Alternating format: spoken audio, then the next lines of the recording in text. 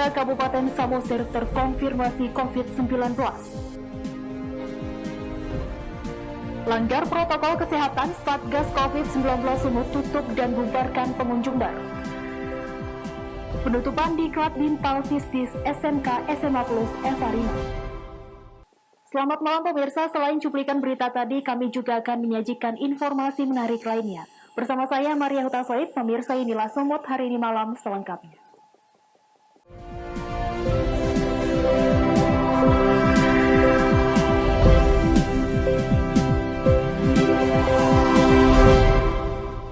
Kita ke informasi pertama pemirsa. Masyarakat di Samosir dihebohkan dengan adanya 14 warga Kabupaten Samosir, Sumatera Utara terpapar COVID-19. Dari ke-14 warga yang positif berdasarkan hasil swab tersebut, 8 orang diantaranya merupakan petugas medis.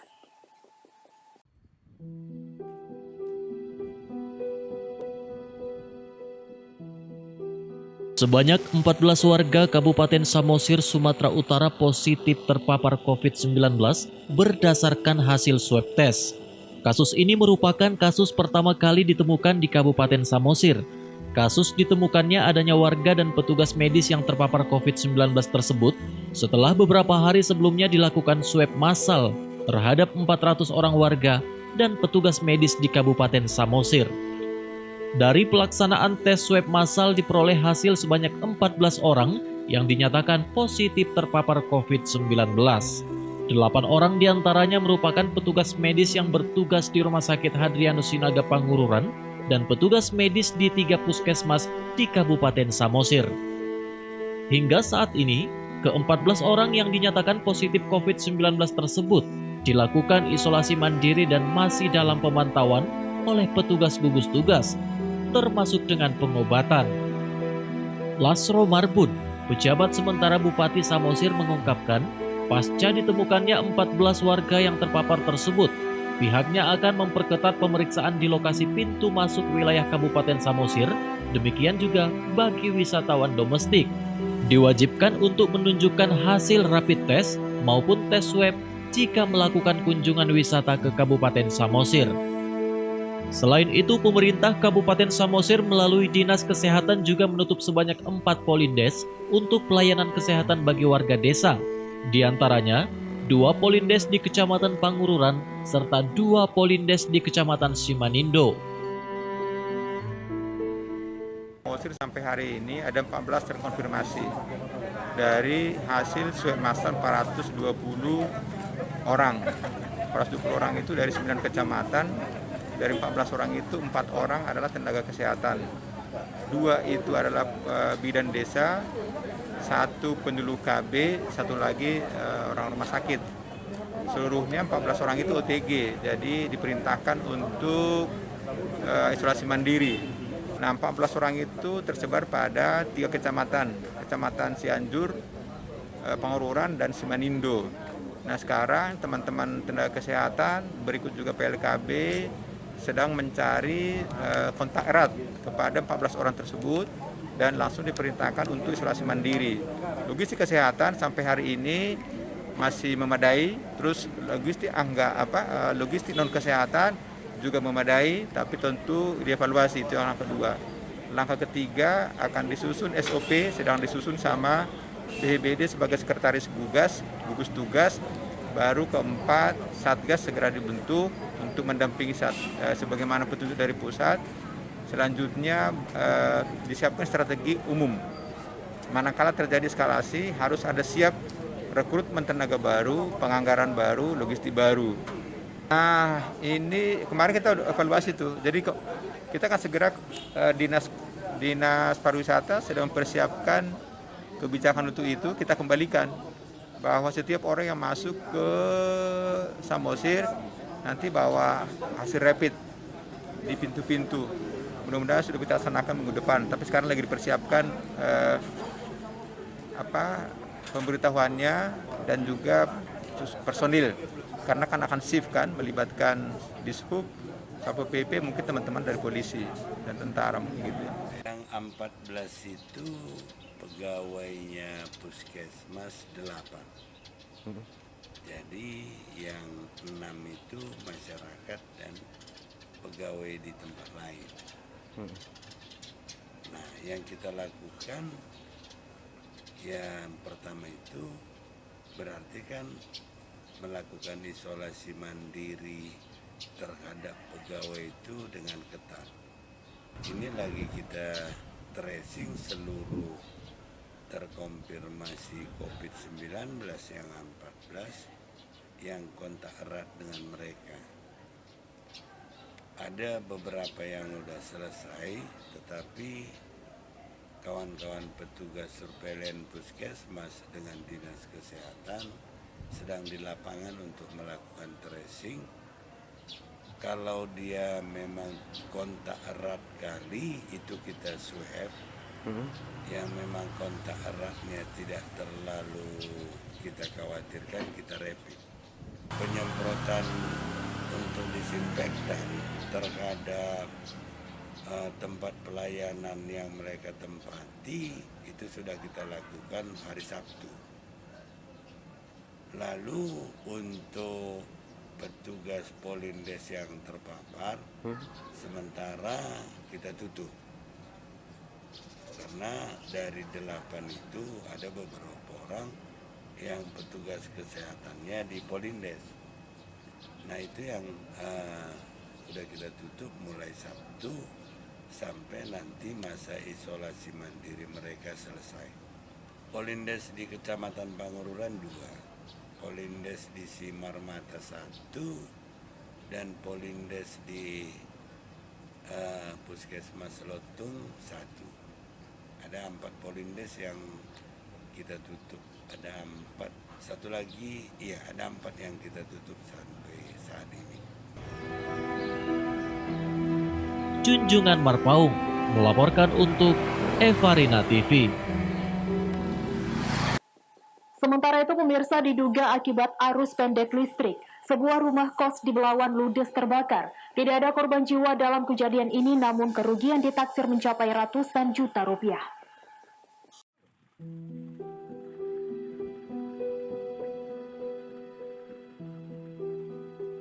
Dalam rekaman video amatir, terlihat satu unit bangunan berlantai 2 yang dijadikan tempat kos-kosan di kawasan Jalan Bagandeli Lama, Kecamatan Medan Belawan ludes terbakar. Banyaknya bahan mudah terbakar membuat api semakin besar dan membuat panik warga sekitar.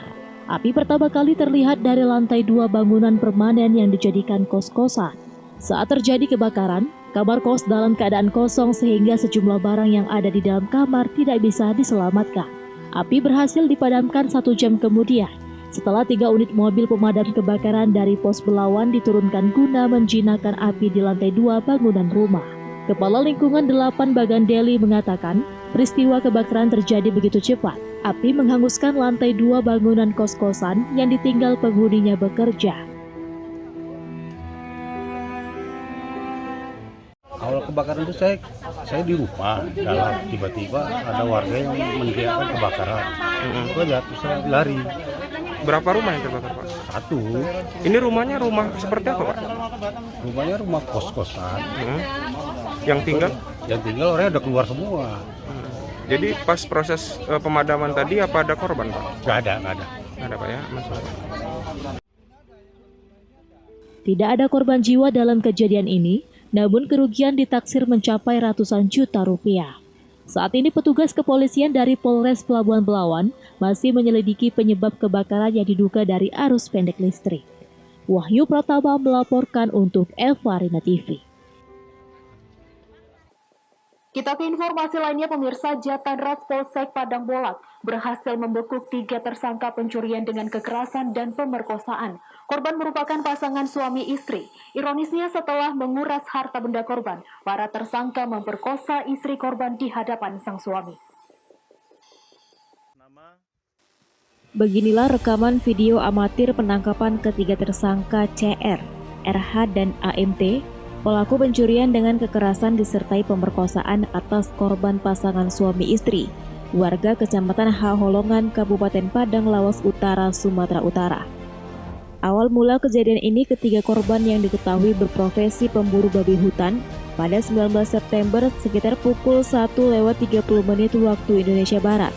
mendatangi rumah korban Pasutri SH dan istri PS di gubuk areal Kebun Karet. Para tersangka mendatangi rumah korban dengan mengetuk pintu rumah korban, berdalih meminta air minum dan sedikit makanan. Setelah suami korban membuka pintu, tersangka CR langsung menodongkan senjata api rakitan dan pisau ke leher korban. Kemudian para pelaku mengikat kaki dan tangan korban.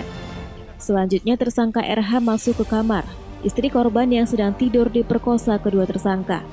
Bahkan aksi bejat tersebut dilakukan di depan suami korban. Setelah melampiaskan nafsu bejatnya, para tersangka langsung menguras harta benda korban. Uang sebesar Rp600.000, 2 buah telepon seluler, dan 1 unit sepeda motor korban disikat para pelaku. Petugas kepolisian Jatandras Polsek Padang Bolak langsung menangkap ketiga tersangka yang diketahui warga Tapanuli Selatan. 2 dari 3 pelaku dilumpuhkan petugas dengan timah panas.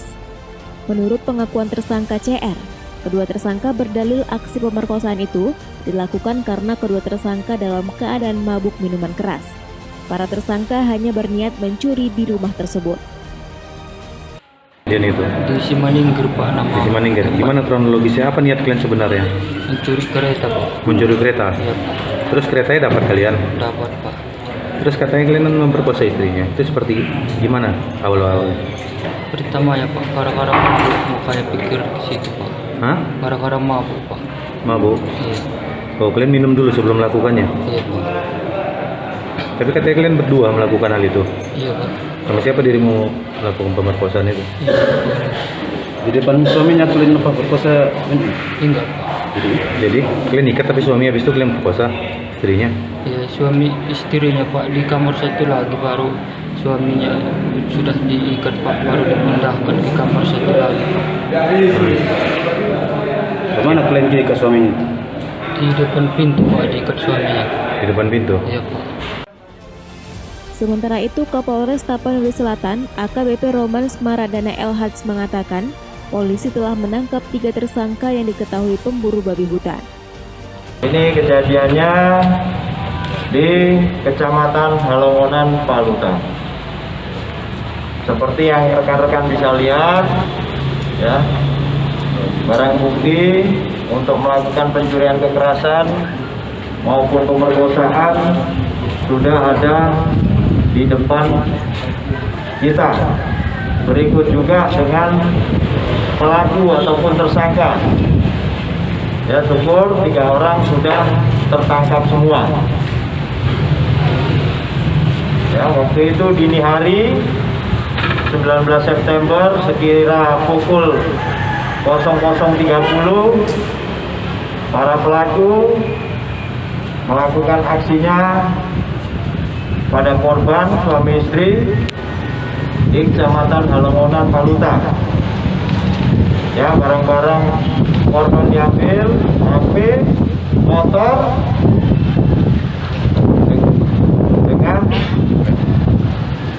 dengan menggunakan senjata api rakitan. Ini senjata apinya. Kemudian ada juga menggunakan pisau. Mungkin ada di dalam sini nih barangnya nih. Ya, pisau.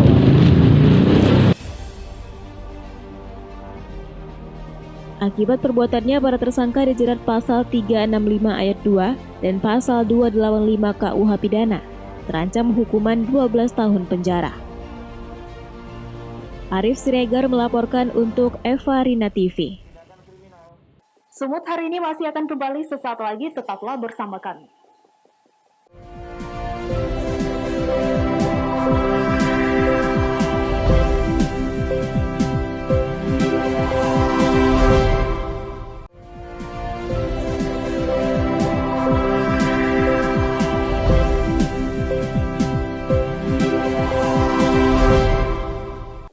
Terima kasih masih bersama kami. Pemirsa, terbukti tak terapkan protokol kesehatan dengan tidak menjaga jarak, Satgas COVID-19 Sumut menutup Hyde Bar Medan dan membubarkan pengunjung bar tersebut.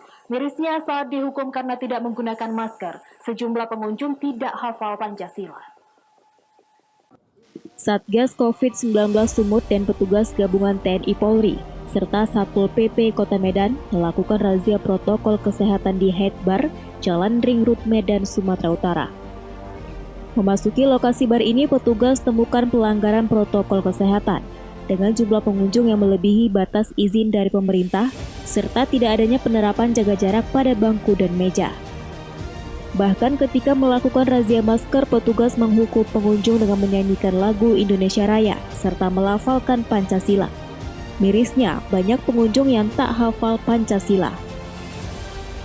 Karena terbukti melanggar, Satgas COVID-19 langsung melakukan penutupan terhadap bar ini dan membubarkan seluruh pengunjung yang asik pesta miras.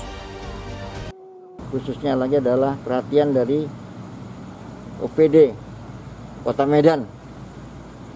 Tegakkanlah apa yang dilakukan ini dengan baik, karena posko itu harus full siap. Jangan bosan-bosan untuk melakukan sesuatu yang terbaik dalam rangka menegakkan protokol kesehatan ini. Kami berharap ini tidak akan terjadi lagi.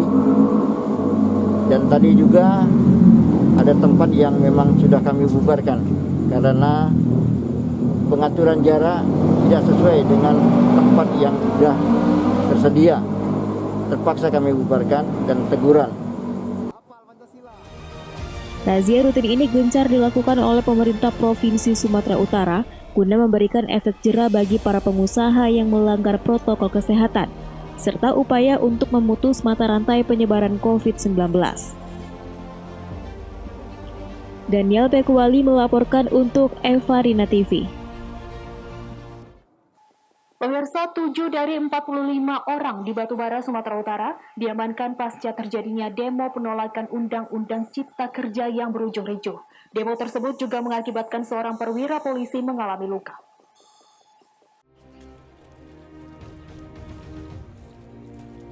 Polres Batubara, Sumatera Utara mengkonfirmasi sebanyak 7 orang ditetapkan sebagai tersangka dalam kerusuhan demo penolakan Undang-Undang Cipta Kerja di depan gedung DPRD Batubara.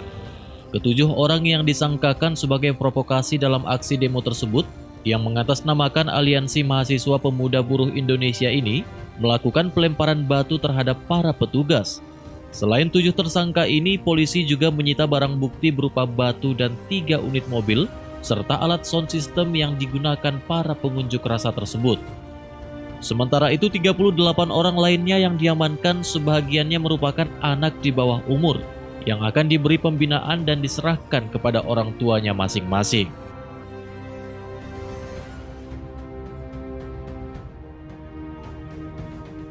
Kami akan paparkan kejadian tindak pidana melakukan kekerasan yang mengakibatkan luka terhadap pejabat yang sedang menjalankan tugas yang sah ya, dalam hal pengamanan unjuk rasa yang kaitan dengan kejadian kemarin. Kemarin telah diamankan 45 orang pelaku rusuh unjuk rasa, yang mana telah ditetapkan ada 7 tersangka.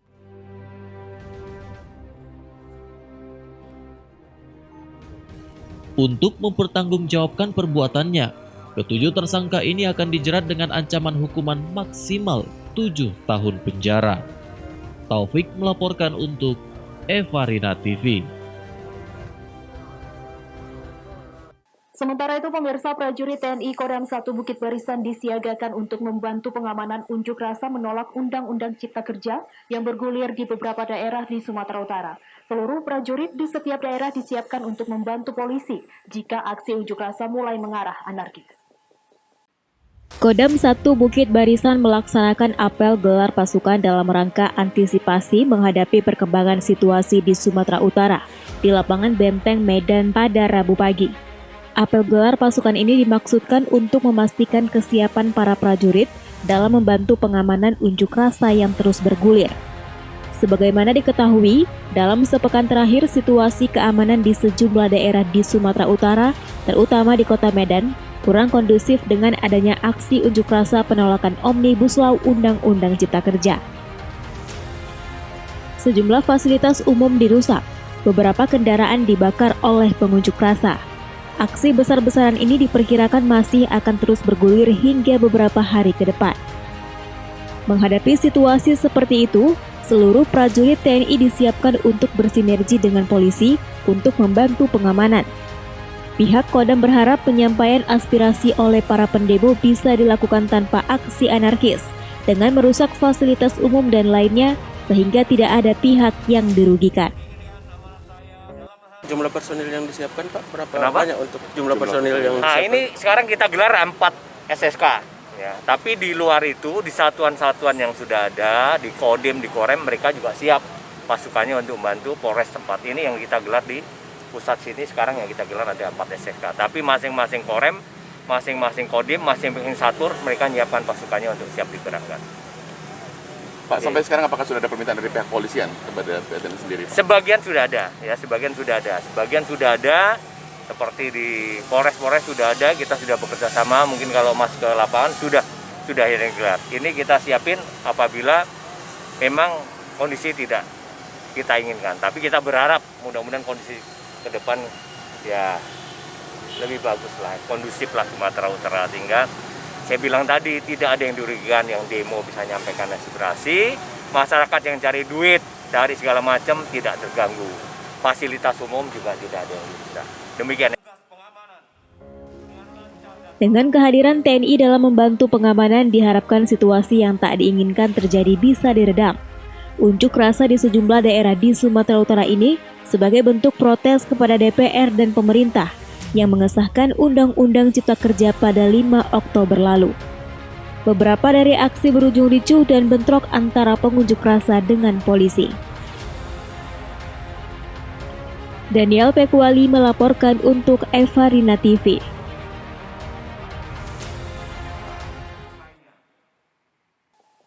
Sumut hari ini masih akan kembali sesaat lagi, tetaplah bersama kami.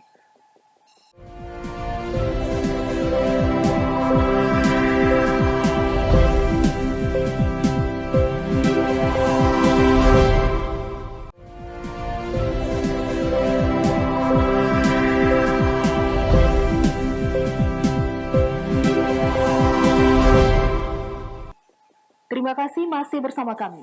Pemirsa, pendiri Yayasan Pendidikan Evarina JR Saragih memimpin upacara penutupan Diklat Bintal Fisdis SMK SMA Plus Kesehatan Evarina. Kegiatan berjalan dengan aman dan kondusif, serta disuguhi atraksi keterampilan baris berbaris dari siswa.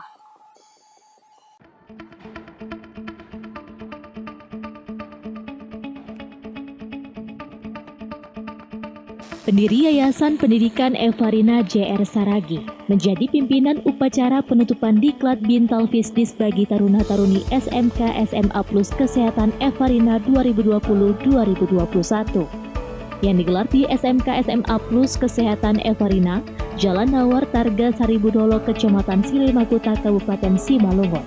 Dalam sambutannya, pendiri yayasan sekaligus Bupati Simalungun ini meminta kepada siswa yang lulus mengikuti diklat untuk mampu menjadi siswa berprestasi ke depannya, serta menjadi kebanggaan orang tua. Kegiatan ini juga dihadiri beberapa organisasi perangkat daerah Kabupaten Simalungun. Dalam kegiatan diklat ini, bekerja sama dengan Rindam 1 Bukit Barisan sebagai pelatih dalam pelaksanaannya. Mulai dari pelatihan baris berbaris hingga pelatihan bela diri TNI Yongmodo. Kepala SMK Plus Kesehatan Evarina berharap kepada siswa untuk mengikuti kegiatan belajar mengajar dengan semangat dan serius agar kedepannya menjadi siswa yang berprestasi dan membanggakan bagi orang tua. Bintal Fisdis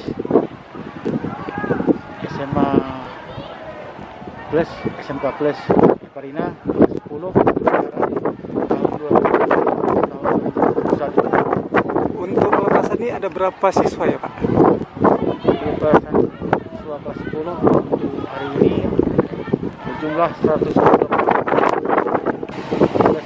Melaksanakan Bintal Fisdis dapat melaksanakan dan mengaplikasikan saat mereka nanti setelah dan kedepannya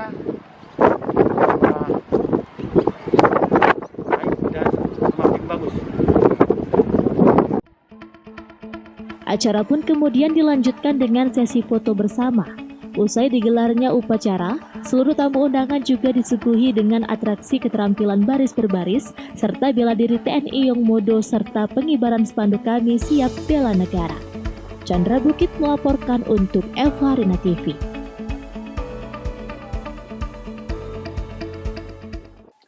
Pemirsa, agar keindahan dan kemegahan bangunan bersejarah di Kota Palembang tetap terjaga dan terawat, pemerintah Kota Palembang, Sumatera Selatan bersama dinas terkait membersihkan Museum Sultan Mahmud Badarudin II Palembang dan kawasan sekitarnya. Pemerintah setempat merekomendasikan Museum SMB 2 Palembang menjadi cagar budaya tetap.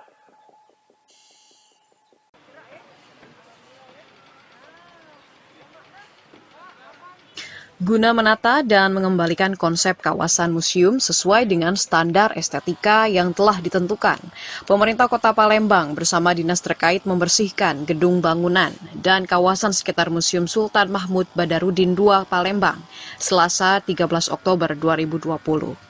Museum dibersihkan dari berbagai sampah dan kotoran, serta memastikan tidak adanya penghalang seperti pohon maupun hal lainnya yang bisa menutupi kemegahan bangunan museum bersejarah tersebut.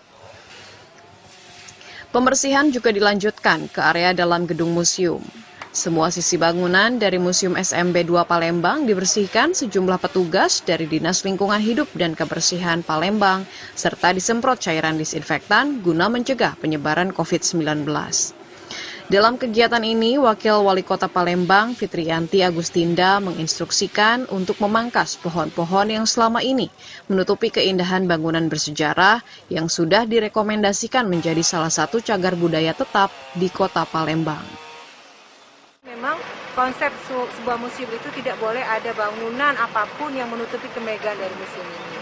Nah, ini sedang kita tata, sedang kita kaji, sedang kita benahi, sehingga nanti ke depannya Museum Sultan Mahmud Badarudin II ini betul-betul nanti bisa dinikmati oleh banyak orang, betul-betul bisa menyajikan sejarah-sejarah yang memang kemegahan dari Kota Palembang, mulai dari Kerajaan Sriwijaya dan sebagainya ya.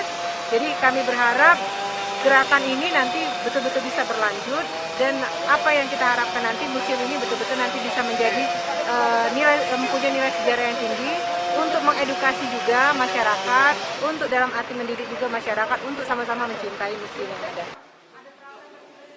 Tahun ini pemerintah Kota Palembang menargetkan sebanyak 5 bangunan bersejarah dari 463 objek yang sudah teregistrasi di Kemendikbud RI dapat terverifikasi menjadi cagar budaya tetap. Hal ini merupakan upaya pemerintah setempat untuk memperkuat citra Kota Palembang sebagai kota tertua, serta meningkatkan pendapatan dari sektor pariwisata. Dari Palembang, Sumatera Selatan, Evan Ervani, Kantor Berita Antara mewartakan. Pemirsa, demikianlah rangkaian informasi dalam Sumut hari ini, malam ini. Saya Maria Huta Said mewakili kerabat kerja yang bertugas pamit undur diri. Terima kasih atas kebersamaan Anda dan sampai jumpa.